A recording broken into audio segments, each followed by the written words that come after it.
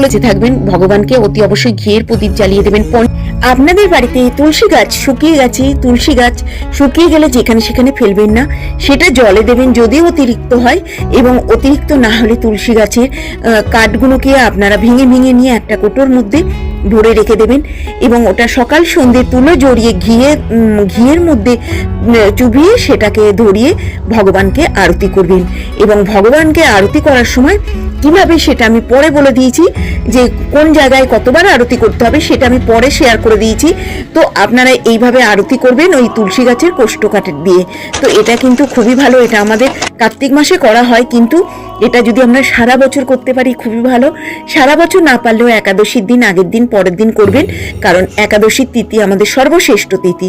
সেই জন্য আপনারা একাদশীর তিথির দিনকে আগের দিন পরের দিনও করতে পারেন, তাহলেও কিন্তু হবে খুবই ভালো। একাদশীর ব্রত পালনে আমরা কি ফল পাই কিছু বিস্তর আলোচনা